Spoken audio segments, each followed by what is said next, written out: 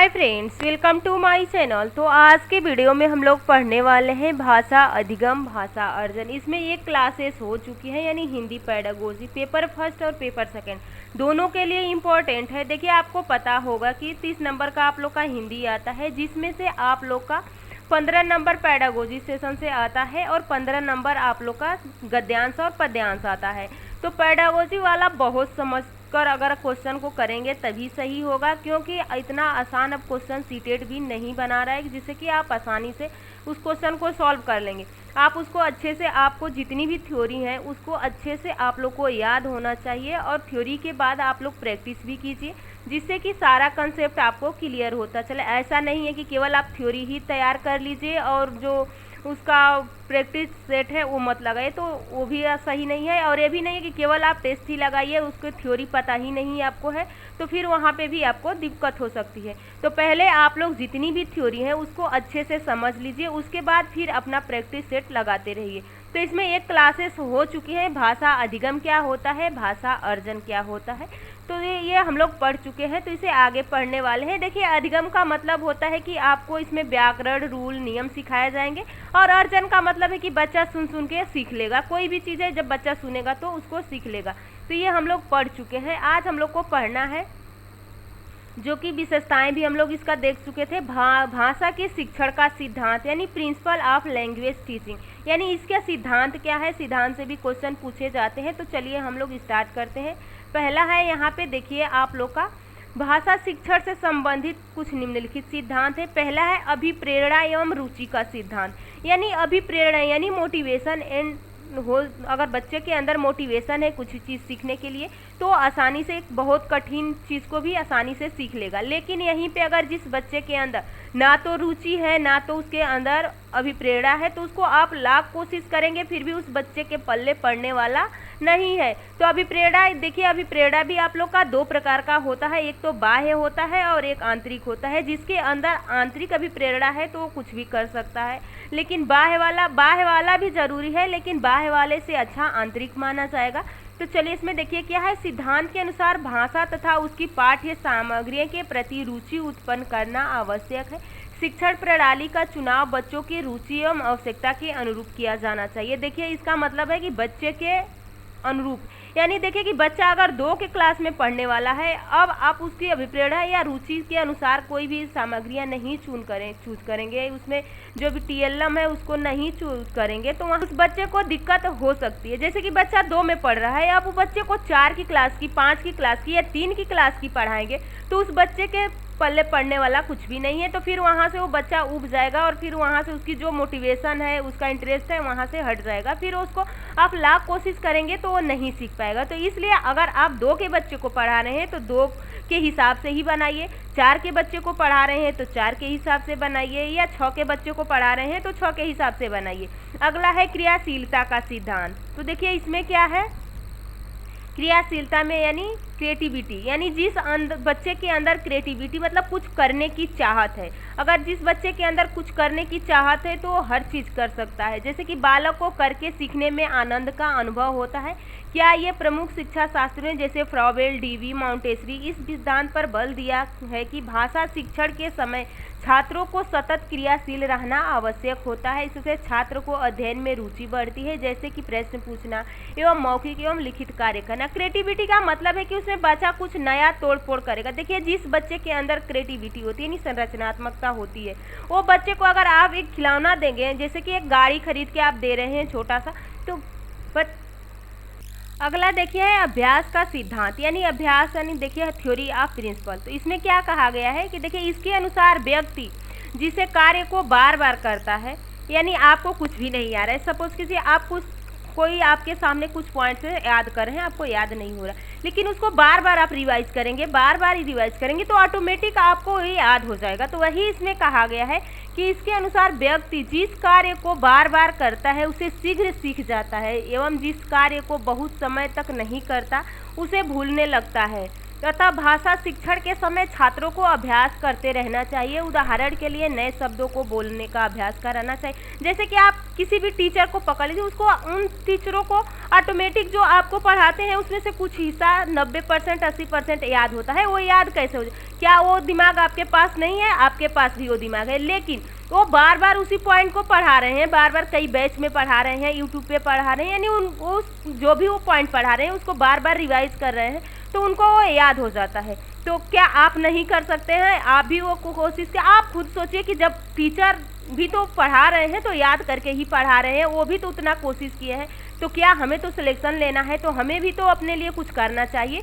तो यानी जिस चीज़ को आप बार बार रिवाइज करेंगे तो ऑटोमेटिक आपके दिमाग में सेट हो जाएगा। अगला है समन्वय का सिद्धांत यानी कोऑर्डिनेशन।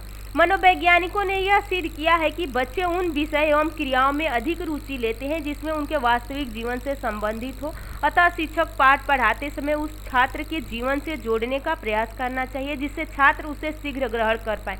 अगर आप किसी बच्चे को कुछ सिखा रहे हैं और उसके बारे में बच्चे को पता ही नहीं है, उसके जीवन से रिलेटेड ही नहीं है, तो फिर उस बच्चे के पल्ले पड़ने वाला कुछ भी नहीं है। लेकिन आप वही बहुत कठिन शब्द को पढ़ा रहे हैं, लेकिन कुछ ऐसा एग्जाम्पल लीजिए कि बच्चे के जीवन से रिलेटेड हो, तो वो बच्चे उसको आसानी से दोनों को समन्वय यानी दोनों को जोड़ करके सीख लेगा। अगला है कि व्यक्तिगत भिन्नता। आप लोगों ने सीडीपी में पढ़ा ही होगा कि व्यक्तिगत यानी इंडिविजुअल डिफरेंटेड होता है, यानी हर व्यक्ति अलग होता है, हर बच्चा अलग होता है। आप एक ही रूल नियम हर बच्चे पे लागू करेंगे तो सीखना आसान नहीं होता है। तो प्रत्येक बालक एक दूसरे से भिन्न होता है। कक्षा में छात्रों में व्यक्तिगत भिन्नता पाई जाती है, इसलिए व्यक्तिगत भिन्नताओं को ध्यान में रखते हुए भाषा शिक्षण करना चाहिए। छात्रों को व्यक्तिगत परेशानियों को ध्यान में रखते हुए उनका निवारण करने का प्रयास करना चाहिए। अगला है क्रम का सिद्धांत। देखिए, भाषा शिक्षण का मुख्य उद्देश्य छात्रों को भाषा के सभी कौशलों में निपुण करना चाहिए, जैसे कि वाचन कौशल, श्रवण, पठन और लेखन। इन सभी कौशलों को समुचित ध्यान देने अत्यंत आवश्यक होता है। सभी कौशलों को सिखाने का क्रम सही होना चाहिए, अर्थात इन्हें क्रम से लिखे सिखाना चाहिए। इस क्रम इस प्रकार होता है: सुनना, बोलना, पढ़ना, लिखना, यानी सुबोपली, यानी सुनो, बोलो, पढ़ो, लिखो। अगला है अनुकरण का सिद्धांत। अनुकरण का मतलब कि किसी बड़े का देखकर उसको अनुकरण करना। तो अगला देखिए अनुकरण। बच्चे अनुकरण द्वारा जल्दी सीखते हैं। बच्चे अपने शिक्षकों को बोलने, लिखने, स्वर एवं गति आदि का अनुकरण करते हैं, वैसे ही सीखना प्रयत्न करते हैं। अतः शिक्षकों को स्वयं अपनी उच्चारण, बोलने की गति, लेखन शुद्ध तथा स्वच्छ रखना चाहिए। अनुकरण का मतलब क्या है कि अगर आप सपोज कीजिए आपके घर में एक छोटा सा बच्चा है, आप अगर उसके सामने आप करके बोल रहे हैं या हो करके बोल रहे हैं, तो वो बच्चा आपको भी हो ही बोलेगा, आप ही बोलेगा। लेकिन वहीं पे आप अपना टोन बदलिए, रे करके बोलिए, तो बच्चा ऑटोमेटिक आप ही का शब्द आप पे चिपका देगा, सीधा रे बोलना स्टार्ट कर देगा। तो इसलिए आप अगर छोटा बच्चा है तो आप कोशिश कीजिए कि उस बच्चे के सामने अच्छे लैंग्वेज का प्रयोग करें, अच्छा शिष्टाचार बच्चे के सामने प्रस्तुत करें कि जो आपका ही शिष्टाचार होता है वही खुद बच्चा करता है। अगर आप गाली नहीं देंगे, अगर घर में कोई गाली नहीं देगा तो बच्चा गाली सुनेगा ही नहीं, तो देगा कहाँ से?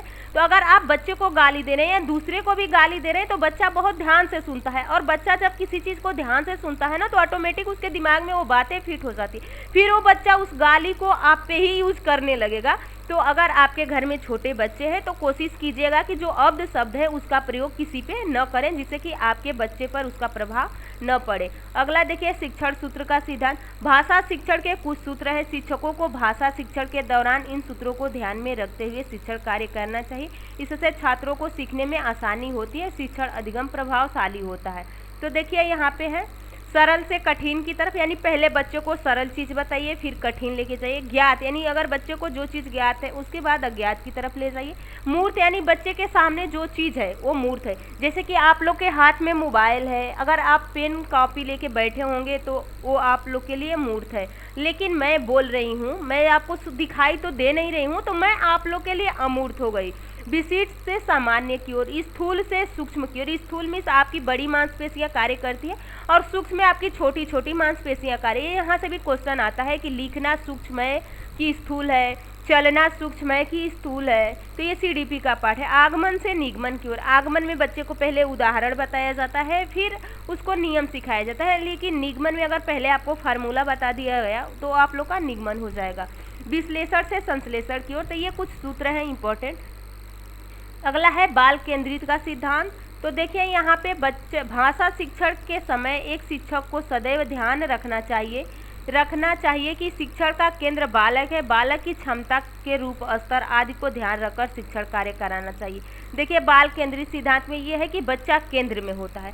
अब बच्चे जैसे कि यहाँ पे बच्चा है केंद्र में, अब बच्चे को देख करके ही ये शिक्षक क्या करेगा, जो भी टीएलएम प्रयोग करना होगा वो करेगा। ऐसा नहीं है कि अपने हिसाब से तो शिक्षक करता है, लेकिन उस बच्चे को बीच में रख करके क्या ये बच्चे के लिए सही है कि नहीं है, तो ये हो जाएगा।